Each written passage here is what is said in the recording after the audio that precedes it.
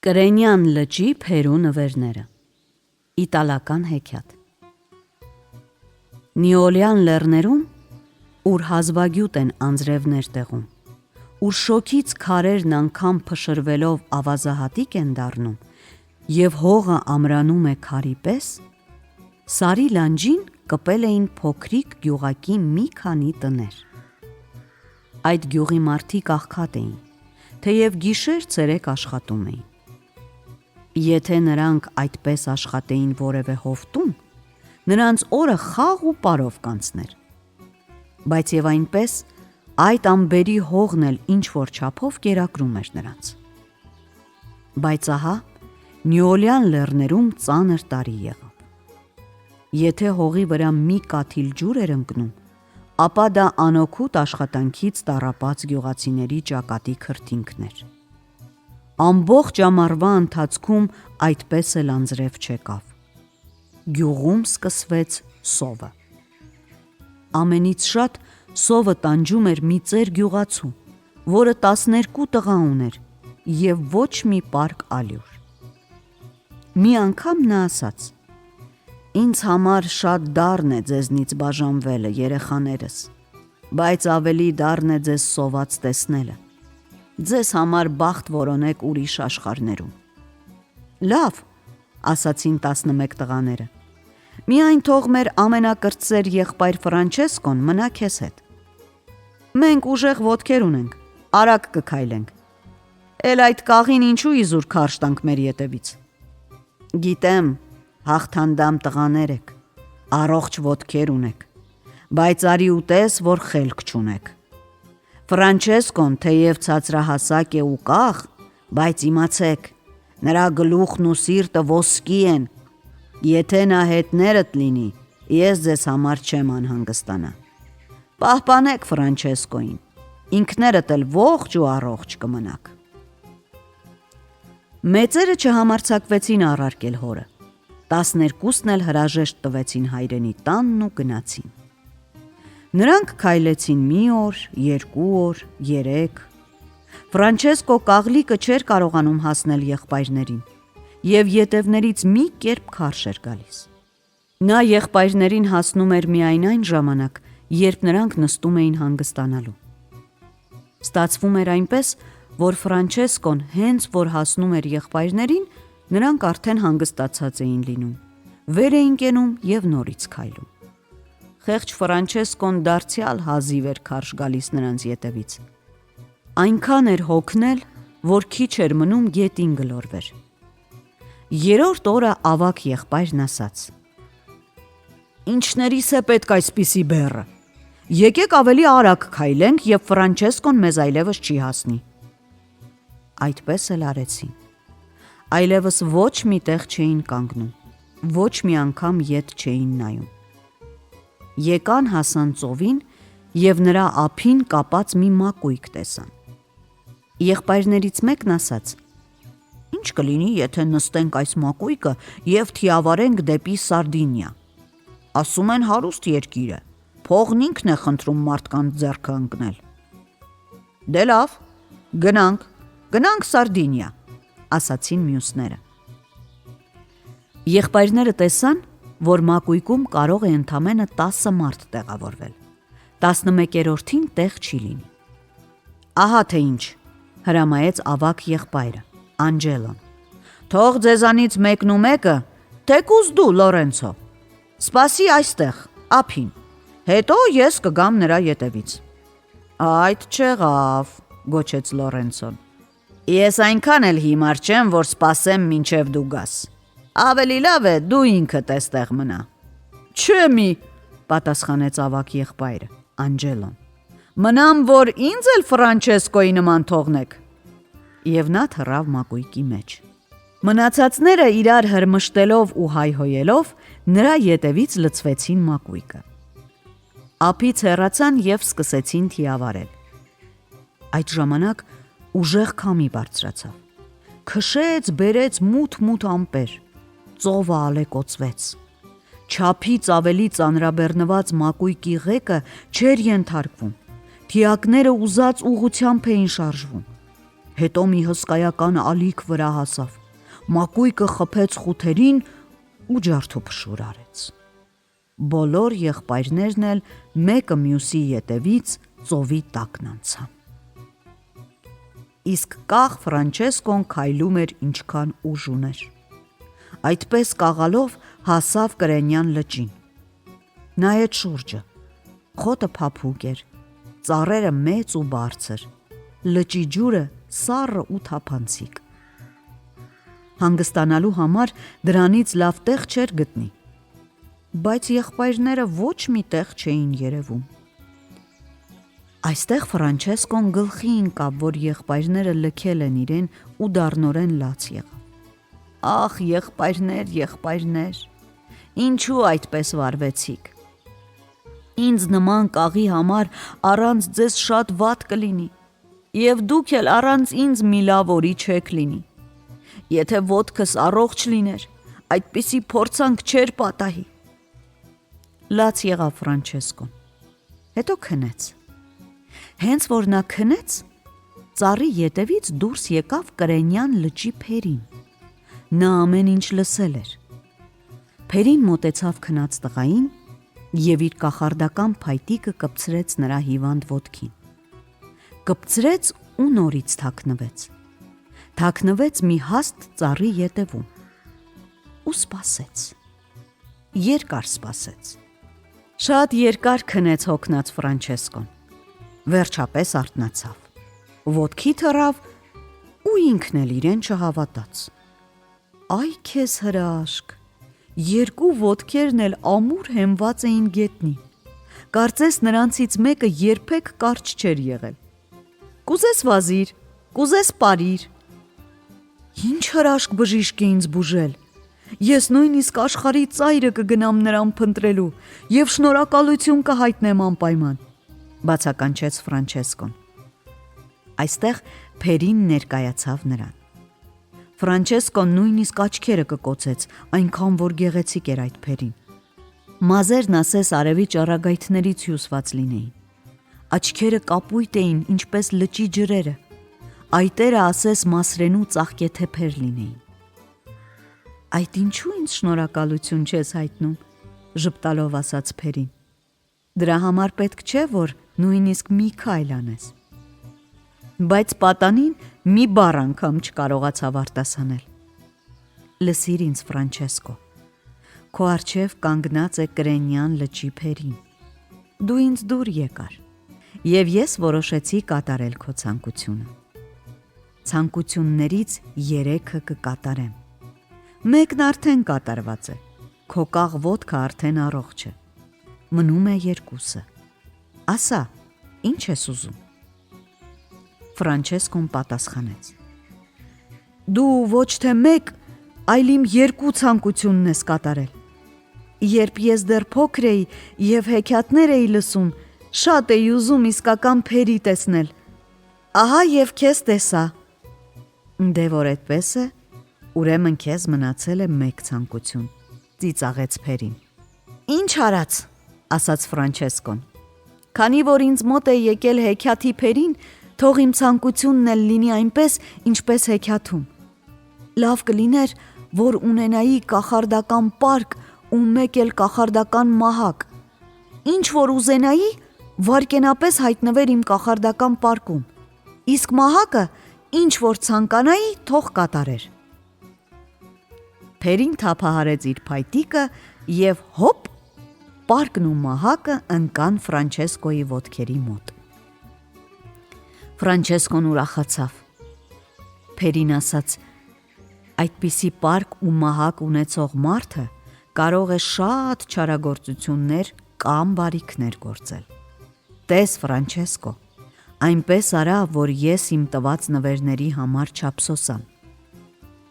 Այդ ասելով Փերին անհետացավ։ Իսկ Ֆրանչեսկոն պարկը կապեց գոտուց, մահակը թևի տակն առավ ու ճանապարհ ընկավ։ Բայց ճանապարհ ընկնելուց առաջ նա մի լավ նախաճաշեց։ Նախ որ շատ էր քաղցած, երկրորդը շտապում էր փորձել Փերու նվերները։ Պարկը իսկապես այնպիսին էր, ինչպիսին պետք է լիներ կախարդական պարկը։ Հենց որ Ֆրանչեսկոն հրամայեց,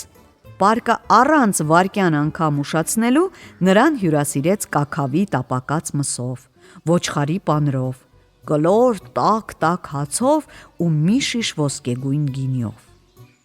Իսկ մահակը Ֆրանչեսկոն չփորձեց. եթե նվերի մեկը լավն է, ապա մյուսն էլ լավը կլինի։ Ուրախ քայլում էր Ֆրանչեսկոն, երգում էր, պարում, թռչկոտում։ Արևը արդեն թեքվել էր դեպի արևմուտք, երբ անտառի մեջ Ֆրանչեսկոն մի խղճուկ տնակ տեսավ։ Շեմին մի տղա նստած լաց էր լինում։ Ֆրանչեսկոն որոշեց ուրախացնել տղային։ «Էй, բարեկամ», ձայն տվեց նա, «երևում է քո արհեստը լաց լինելն է։ Ինչ արժե արցունքիդ մի կաթիլը»։ «Ծիծաղելը ինձ համար չէ, բարի սինյոր», պատասխանեց տղան։ «Իսկ ինչ է պատահել»։ «Հայրս փայտահատ է, և նա միայնակ կերակրում է մեր ամբողջ ընտանիքը։ Այսօր ծառից ընկավ ու թևը տեղից դուրս գցեց։ Բժշկի ետևից քաղաք վազեցի, բայց նա ինձ հետ նույնիսկ չուզեց խոսել։ Բժիշկը գիտի, որ չորացած ծառից նարինջ չես պոկի, աղքատի միջոցով էլ չես հարստանա»։ Դե դա դատարկ բան է, ասաց Ֆրանչեսկոն։ Ես քո հորը կօգնեմ։ Միթե դու բժիշկ ես, բացականչեց տղան։ Դա ինչ կարևոր է, զարմացավ Ֆրանչեսկոն։ Քեզ բժիշկ է հարկավոր, հիմա նա այստեղ կլինի, դու այդ բժշկի անունն ասա։ Բժիշկ Պանկրատիո։ Շատ լավ, բացականչեց Ֆրանչեսկոն և զարկեց պարկին։ Հեյ դու, բժիշկ Պանկրատիո, դեպի պարկ։ Տղան չէր հասցրել արցունքները մաքրել, երբ օդի մեջ ինչ-որ բան դզդզաց։ Դա քաղաքի հաստափոր բժիշկն էր, որ մտնում էր պարկի մեջ։ Հոպ, և արդեն պարկում էր։ Պահո, որքան էլ ծանր է, Ֆրանչեսկոն կռացավ, բայց լավ էր, որ շուտ գլխի ընկավ և գոտուց արձակեց պարկը։ Բժիշկը թմփաց գետնին, հետո փնթփնթաց.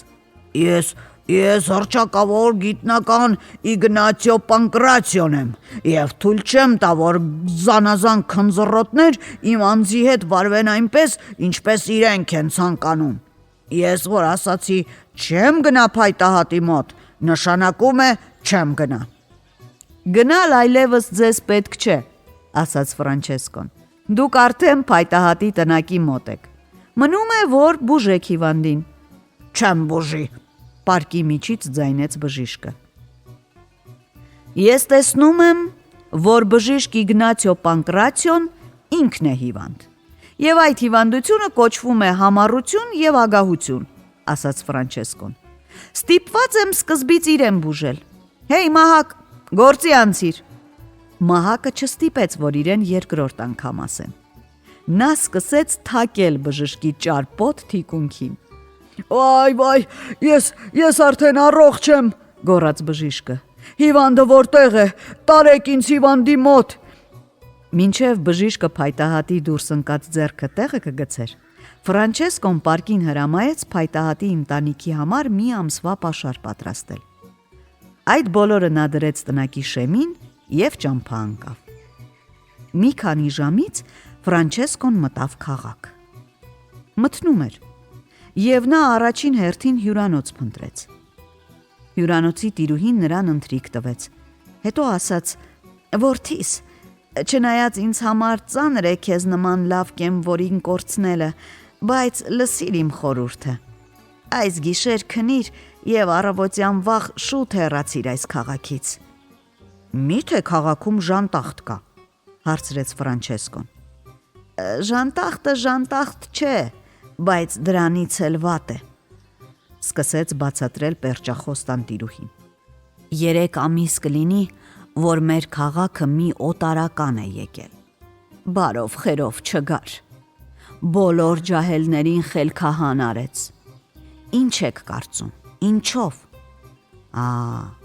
Վեգ խաղալով։ Հիմա էլ խաղում են երեկոյից մինչև առավոտ, առավոտից մինչև երեկո։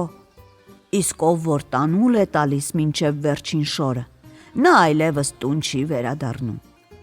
12 պատանիներ, խելոք, անմեղ ինչպես աղավնի, անհետացան, կարծես գետնի տակն անցան, և նրանց մասին ոչ մի լուր չկա։ Շնորհակալություն բարիկին, որ ինձ նախազգուշացրեցիր, ասաց Ֆրանչեսկոն և ինքն իրեն մտածեց. ըհը, երևում է այս քաղաքում աշխատանք կգտնվի թե պարկի և թե մահակի համար։ Առավոտյան ժամը 8-ին Ֆրանչեսկոն պարկից խնդրեց լավ հագուստներ և 100,000 ոսկի սկուդո։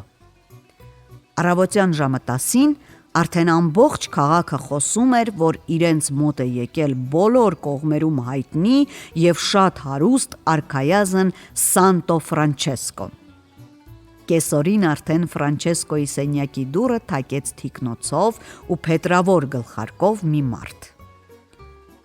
«Սինյոր Սանտո Ֆրանչեսկո», ասաց նա,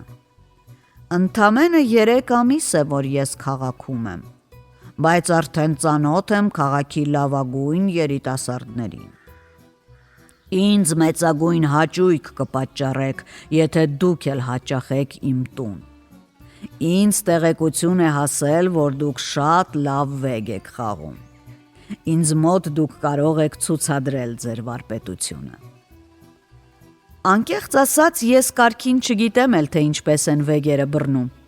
բայց որպեսզի ավելի մոտիկից ճանաչեմ այնպիսի մի սիրալիր սինյորի, ինչպիսին դուք եք, ես պատրաստ եմ առավոտից մինչև երեկո վեգ խաղալ։ Փորձված ուսուցչի սեղանի մոտ ես իհարկե շատ շուտ կառաջադիմեմ։ Հյուրերը շատ գոհ մնացին։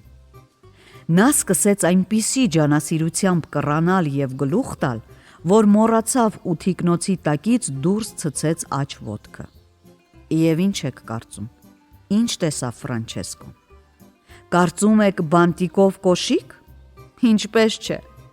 նա տեսավ սև ու մազակալած պճեղ։ Մտածեց Ֆրանչեսկոն, բանից դուրս է գալիս, որ ինքը քեռի սատանան է այցելել ինձ։ Դա լավ է, նա իր ճաշը կուտի։ Նույն օրվա երեկոյան սինյոր Սանտո Ֆրանչեսկոն վեգ էր խաղում սինյոր Սատանայի հետ։ Ֆրանչեսկոն շատ շուտ առաջադիմեց և տանուլ տվեց 20,000 սկուդո։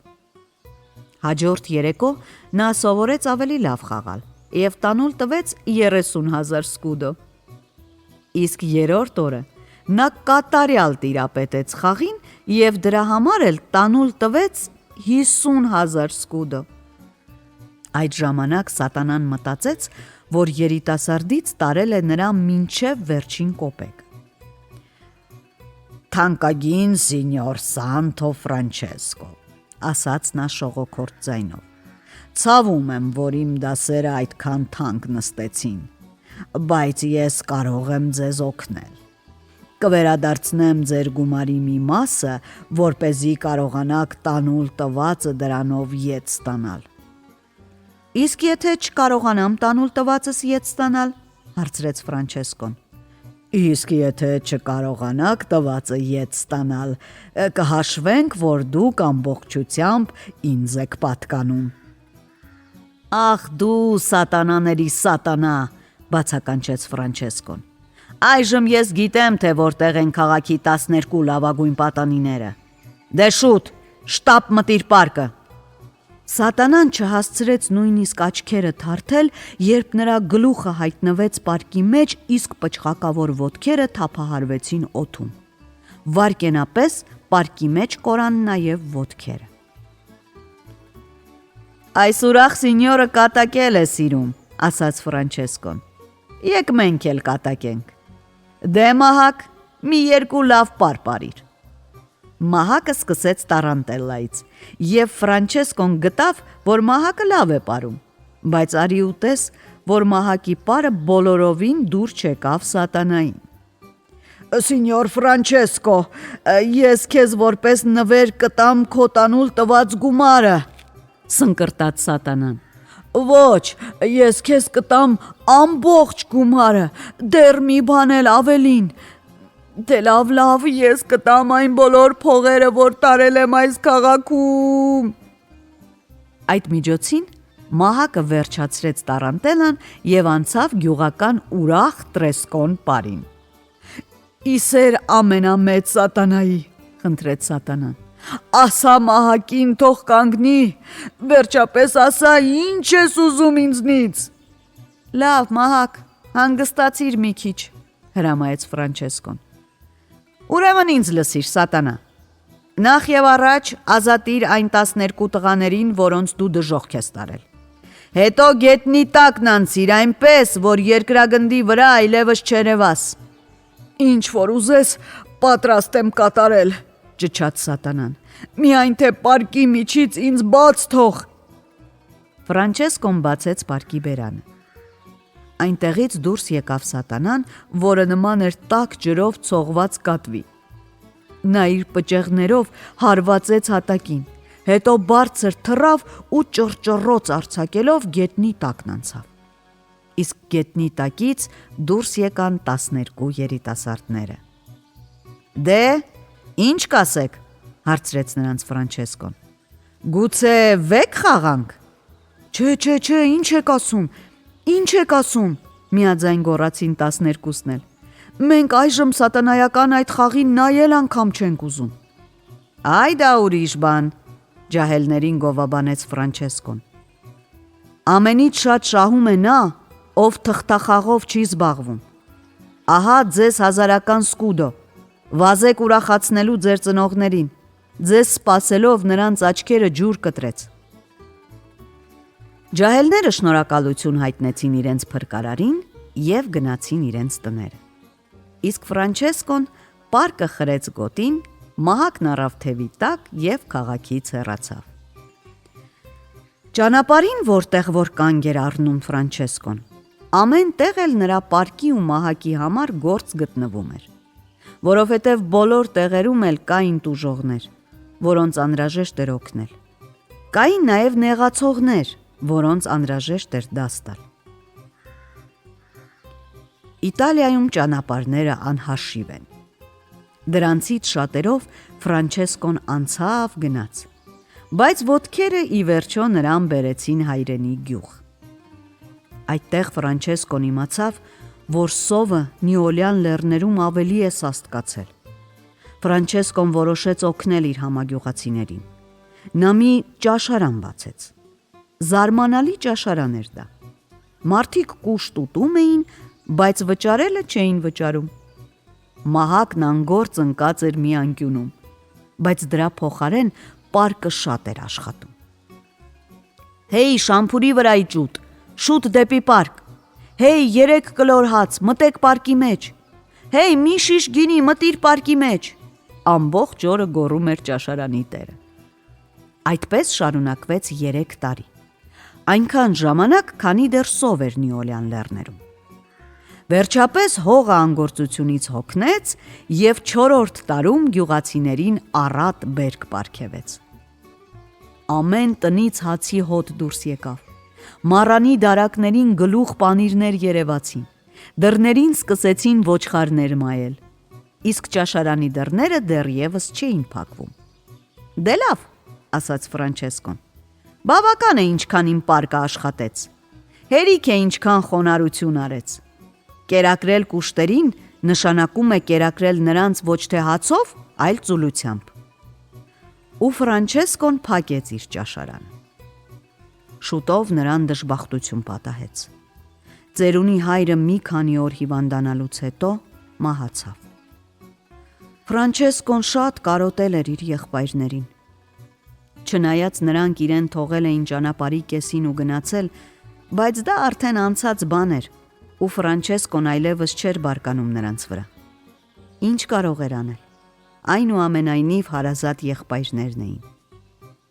Մի երեկո նա ասաց. Անջելո, իմ ավագ եղբայր, ես քեզ նեղացնել չեմ ուզում, բայց ուրիշ կերպ իրար չենք տեսնի։ Արի պարկիս մեջ։ Պարկն իսկույն ծանրացավ։ Ֆրանչեսկոն ներս նայեց ու սարսափից ցնցվեց։ Պարկի մեջ կիսափտած ոսկորներ էին։ Ֆրանչեսկոն հասկացավ, որ Անջելոն վաղուց զոհվել է։ «Ջովանո, եղբայրս», կանչեց նա երկրորդ եղբորը։ Այս անգամ էլ պարկի մեջ միայն փտած ոսկորներ հայտնվեցին։ Այդպես կրկնվեց 11 անգամ։ Ֆրանչեսկոն հասկացավ, որ աշխարհում ինքը մնացել է մենակ։ Հետո ինքն իրեն ասաց. «Դե ինչ արած։ Իմ հավատարիմ օգնականներ, պարկ ու մահակ, գնանք թափառելու։ Ում որ ես լավություն անեմ, նա էլ ինձ իր եղբայրը կհամարի»։ Ֆրանչեսկոն գյուղից գյուղ էր անցնում, մեկ լեռնային շաղիվներով, մեկ բանուկ ճանապարհներով, իսկ երբեմն էլ նրա առջևում ոչ թե ճամփա էր լինում, այլ արահետ։ Հետո արահետն էլ էր կորում, և նրանից առաջ իր գալու լուրն էր հասնում։ Նրա մոտենալը լսելով, չար մեծատունները, ագահ վաշխառուներն ու խորամանկ վանականները գիշերները չէին քնում։ Դրա փոխարեն ուրախանում էին դժբախտներն ու խաբվածները։ Հենց սրանք էլ իսկապես Ֆրանչեսկոին համարում էին իրենց եղբայրը։ Այսպես անցան տարիներ։ Եկավ այն ժամանակը, երբ մարդիկ Ֆրանչեսկոին դիմելիս այլևս արդեն ոչ թե եղբայր էին ասում, այլ հայրիկ, իսկ մի 10 տարի անց նրան արդեն պապիկ էին կանչում։ Ֆրանչեսկոյի մազերը սպիտակեցին, մեջքը կորացավ, դեմքը ծածկվեց կնճիռներով։ Բայց նա դեռևս շարունակում էր Իտալիայով մեկ թափառել, հետը տանելով իր հավատարիմ օգնականներին, պարկը և մահակը։ Մի անգամ, ծանր շնչելով, Ֆրանչեսկոն բարձրանում էր լեռնի վեր։ Հանկարծ իր ետևից քայլերի ձայն լսեց։ Ետ նայեց ու տեսավ, որ մահն է իրեն հասնում։ Մահը Ֆրանչեսկոյից ավելի ծանր էր շնչում, որովհետև շատ էր ծեր։ Այնքան ծեր էր, որքան ծեր էր աշխարհը։ Բացի այդ, նա իր առջևից հրելով բերում էր թաղիքով ծածկված մի ձեռնասայլակ։ Մահը մոտեցավ ու ասաց. «Ով, վերջապես հասա քեզ, հոգիս դուրս եկավ վազելով։ Ես քեզ համար ջահել աղջիկ եմ ինչ է, որ 1000 ու մի ճանապարհներով ետևիցդ վազեմ։ Տես քանի զույգ տրեխներ եմ մաշել»։ Մահը մի կողմ քաշեց ձեռնասայլակի թաղիքեցած կոցը։ Իսկապես, ձեռնասայլակը լիքն էր մաշված ու ծածկոտված տրեխներով։ Ֆրանչեսկոն տեսավ, թե մահն ինչպիսի հնոթիկ է կարճ տալիս իր հետ ու ժպտաց։ Մահը դարձյալ փնթփնթաց. «Քեզ համար շատ հեշտ է ձեռքերդ թափ տալով գնալը, իսկ ես մինչև քեզ չհասնեի, չէի կարող ձեռնասայլակը թողնել։ Դե Ֆրանչեսկո, դու շատ ճանապարհներ ես կտրել անցել, իսկ հիմա պատրաստվիր անցնելու ամենահեռավորը և վերջին ճանապարհը»։ «Ինչ արած», պատասխանեց Ֆրանչեսկոն։ «Իզուր չէ, որ առակն ասում է, մարդը 2 անգամ այո կամ 2 անգամ ոչ ասել չի կարող։ Նա մի անգամ ծնվում է, մի անգամ էլ պիտի մեռնի։ Բայց գիտես ինչ, ես մի 2 մարդու դեռևս մնաց բարով չեմ ասել»։ Մահը այնպես ծիծաղեց, կարծես ժանգոտված երկաթ էր ճռճռում։ Աղավնյակս, երևում է դու առևտուր ես անում, իսկ ես նման բաներ չեմ սիրում։ Եվ մահը դեպի Ֆրանչեսկոին մեկնեց իր ոսկրոտ ձեռքը։ Բայց Ֆրանչեսկոն կարողացավ ժամանակին գոռալ. «Մահ, մտիր պարկի մեջ»։ Այ թե որոտացին ոսկորները, երբ մահը ընկավ պարկի մեջ։ Ֆրանչեսկոն պարկն ուսն առավ և գնաց իր ուզած ճանապարհով։ Այս անգամ ճանապարհը նրան տանում էր դեպի Կրենյան լիճը։ Ահա նա հասավ Կրենյան լճին, պարկից հանեց մահին ու ասաց. «Խղճում եմ քեզ, պառավ, իսկապես քո ոսկորներն ավելի շատ են ցավում, քան իմը։ Այստեղ խոտը փափուկ է, նստիր ու հանգստացիր, մինչև գործերս վերջացնեմ»։ Մահն այնքան էր վախեցել, որ չհամարձակվեց Ֆրանչեսկոին հակաճառել։ Նա մի կողմ քաշվեց և հազալով նստեց ծառի տակ։ Իսկ Ֆրանչեսկոն մոտենալով լճափին ձայն տվեց. «Կրենյան լճի Փերի, մի անգամ էլ երևա ինձ»։ Եվ Փերին երևաց։ Նա առաջվա նման գեղեցիկ էր ու ջահել, ինչպես շատ տարիներ առաջ, երբ Ֆրանչեսկոն դեռ երիտասարդ էր։ «Դու ինձ կանչեցիր, և ես ահա եկա», սիրալիր ասաց Փերին։ «Ես ուզում եմ քեզ պատմել, թե ինչպես վարվեցի քո տված նվերների հետ»։ «Պատմել պետք չէ», Ֆրանչեսկոին ընդհատեց Փերին։ «Չէ՞ որ ես տեսնում եմ քո դեմքը, դա բարի մարդու դեմք է։ Քո շրթունքները լի են թաքնված բարությամբ, իսկ ճակատիդ կնճիռները խոսում են իմաստության մասին։ Ես ուրախ եմ, որ քո հարցում չեմ սխալվել»։ «Ես արեցի այն ամենը, ինչ կարողացա», պատասխանեց Ֆրանչեսկոն, «բայց ժամանակն է քեզ վերադարձնել քո տված նվերները։ Տեսնում ես, այնտեղ ծառի մոտ նստած ինձ է սպասում մահը»։ «Լավ է, որ դու մտածել ես այդ մասին», ասաց Փերին։ «Չէ՞ որ կախարդական պարկը և կախարդական մահակը իրենք իրենց ոչինչ չեն կարող անել։ Դրանցով գործ կարող է անել միայն այն մարդը, ով տիրում է նրանց։ Եթե դրանք ընկնեն չար մարդու ձեռքը, չարություններին վերջ չի լինի։ Բայց իմացիր նաև, որ Փերիները իրենց նվերը ետ չեն վերցնում։ Խարույկ վառիր և այդ խարույկի վրա այրիր թե պարկը և թե մահակը։ Գնաս բարով, Ֆրանչեսկո»։ Փերին համբուրեց ծերուկին, հետո անհետացավ, ասես հալվեց եթերում։ Ֆրանչեսկոն ցախ հավաքեց, մեծ խարույկ վառեց և խարույկի մեջ գցեց կրենյան լճի Փերու նվերները։ Նա մոտեցավ խարույկին, որպեսզի տաքացնի մրսած ձեռքերը, և խոր մտքերի մեջ ընկավ։ «Ֆրանչեսկո, ուշ է արդեն», նրա ետևից կամացուկ ասաց մահը։ Ֆրանչեսկոն տեղից չշարժվեց։ Հանկարծակի վրա հասած ծերությունից վատացել էր նրա լսողությունը։ Այդ միջոցին մահը նրան մոտեցավ ետևից և ոսկրոտ ձեռքը դրեց Ֆրանչեսկոյի ուսին։ Հենց այդ ժամանակ աքլորը սկսեց կանչել։ Նոր օր բացվեց, բայց Ֆրանչեսկոն այդ նոր օրը չտեսավ։